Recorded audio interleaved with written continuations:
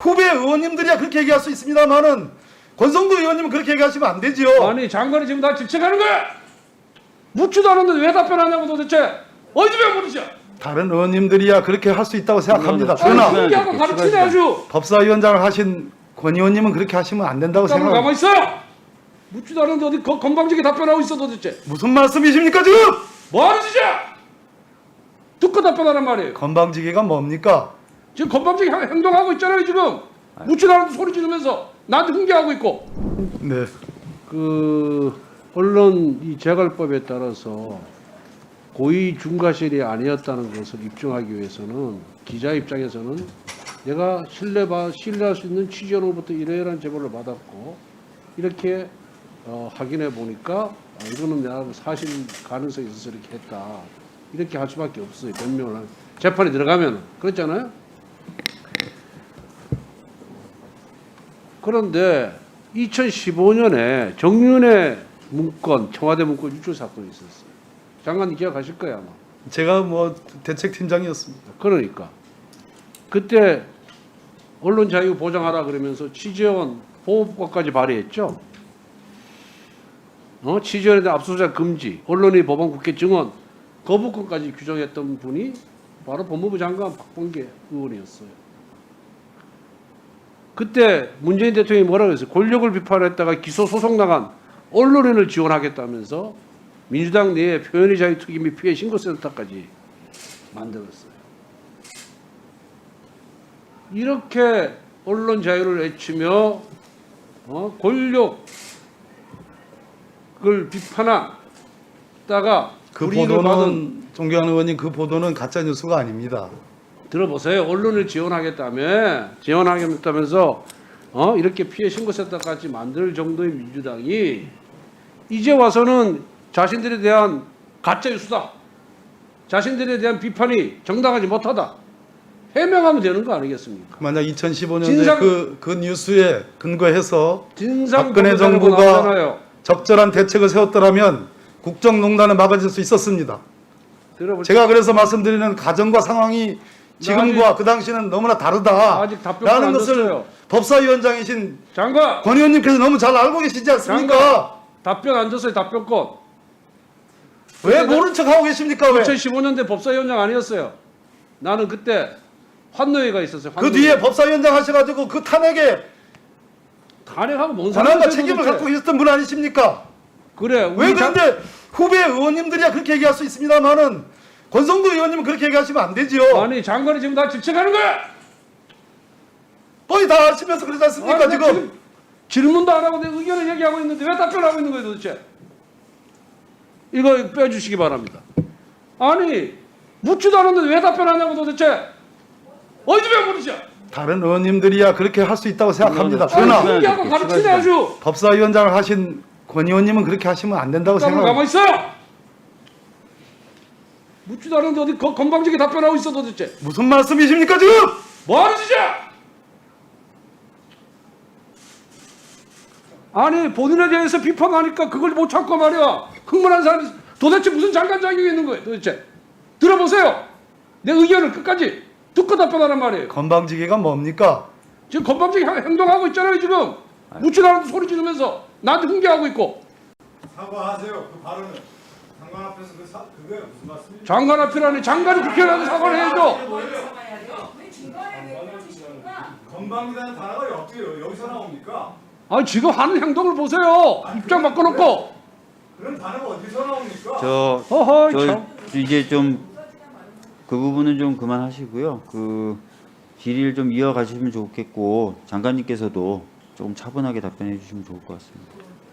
아니 내가 지금 질문도 안 하는데 왜 답변하시는 거예요? 그리고 왜 소리를 지르고 하면 나를 훈계를 해요? 훈계하지 않았습니다. 자 들어보세요. 그래서 민주당이 이 정도로 취재원을 보호하면서 언론 자유를 보장하겠다고 나섰다가 이런 언론 재간법을 만들면은 언론이 권력의 비리는 그 권력의 당사자가 아니면은 비리 내용을 속속들이 알 수가 없어요. 그렇기 때문에 어느 정도 상당한 개연성만 있으면은 거기에 대해서 보도를 해야 하고 그 다음에 그게 수사에 들어가거나 국민들이 제보를 함으로써 그 비리가 밝혀지는 거예요. 그건 우리가 여당일 때나 민주당이 여당일 때나 마찬가지 속성입니다. 그렇기 때문에 이런 언론재간법을 만들면은 언론인들이 100% 확신을 갖고 있지 않는 그런 비리가 아니면은 보도를 못하게 되는 거예요. 그게 결국 권력비를 사장시키는 겁니다. 그래서 이 언론재간법의 위험성에 대해서 얘기를 하는 거예요. 근데 박 장관이 과거 국회의원 시절에 민주당을 대표해서 취재원 보호를 하겠다면서 취재원 보호법까지 만들고 또 기소 소송당한 언론을 지원하겠다, 권력을 비판했다. 이렇게 하다가 이제 와서 권력 비판도 정당하게 해라. 근거를 갖고 해라. 이분도 가짜 뉴스는 근절해야 되겠다라고 이런 뭘 만드는 것 자체가 언론 자유를 위축하고 언론의 사명, 그다음 민주주의를 후퇴시킨다라는 내 의견을 지금 얘기를 하는 거예요. 그러니까 앞뒤가 모순됐고 이게 전형적인 내로남불이 아니냐라고 내가 지금 지적을 하고 있는데 이걸 지적하려고 하는데 의견도 듣기 전에 뭐 법사위원장 한 분이 후배 의원들 앞에서 무슨 소리를 합니까? 뭘 합니까? 그 얘기가 왜 나오는지 나도 도대체 이해가 할 수가 없어요. 답변을 좀 드리겠습니다. 아니 좀 아직 안 물었어요. 답변 기회를 줄 테니까 충분히 줄 테니까 네, 그러십시오. 그때 가서 답변을 하세요. 그래서 이러한 부분에 대한 문재인 대통령이 지금 전혀 이 법에 대해서 의견 표명을 하라고 여러 차례 야당에서 촉구해도 전혀 답변이 없는 거예요. 근데 문재인 대통령이 과거에는 가장 기본 언론 자유를 발전시킬 것이다. 언론이 비판 감시에 재갈 물리는 시도 결코 안 돼. 언론 자유가 정권 지켜줘. 언론이 제대로 감시하면 권력 부패할 수 없어. 언론 자유 누구나 흔들 수 없어. 이게 문재인 대통령의 말씀이에요. 그러니까 문재인 대통령이 수년 동안 언론 자유의 중요성, 그다음에 권력 감시의 중요성, 그다음에 언론이 제대로 감시를 못하면 권력은 부패할 수 없다. 이렇게 강조를 하다가 이 언론재갈법을 통해서 가짜 뉴스를 근절하는 명분으로 사실상 실제적으로 언론 자유를 위축시키는 이런 언론재간법에 대해서 아무런 의견 표명이 없다는 것은 너무나 비겁하고 내로남불이고 앞뒤가 많지 않는다라는 것이 많은 언론의 사설과 그다음에 논평에서 나오는 얘기예요. 그다음에 모두 외신 기자 클럽을 비롯해서 국내의 기자협회에서도 이런 식의 비판을 하고 있습니다. 이 국제적으로 좀 망신거리예요. 여기에 대해서 과거 민주당 의원 시절에 기자들을 보호해 주겠다고 언론 대응 팀장으로 활동했던 박범계 장관은 어떤 의견을 갖고 있는지 의견 표명 한번 해보세요. 네, 우리 존경하는 권성동 의원님, 그 당시로 돌아가 보면 2013년도부터 2016년까지 무슨 일이 있었습니까? 그 당시는 제도를 통하지 않고 언론 탄압이 있었습니다.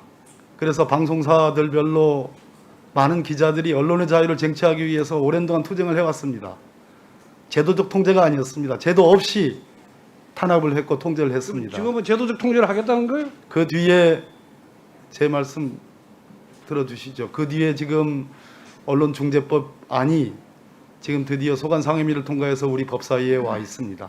지금부터 고명하신 우리 의원님들께서 합리적으로 지혜롭게 수기하고 검토해 주셨으면 좋겠습니다. 그러나 2016년에 촛불을 거쳐서 많은 언론들에 대한 저는 자유도 상당한 부분 진전됐지만 거꾸로 책임 없는 기사들도 꽤 많이 있었다고 생각하는 사람 중에 한 사람입니다.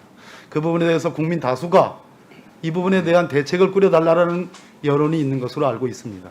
다만 현재 법안 상정되어 있는 언론중재법의 구성 요건과 매출액, 손해 범위 산정, 입증 책임의 문제 이런 것은 충분히 우리 법사위원님들이 여야 법사위원님들이 얼마든지 수기를 통해서 합리적 결론에 좀 도달할 수 있다고 생각합니다. 자, 됐습니까? 네.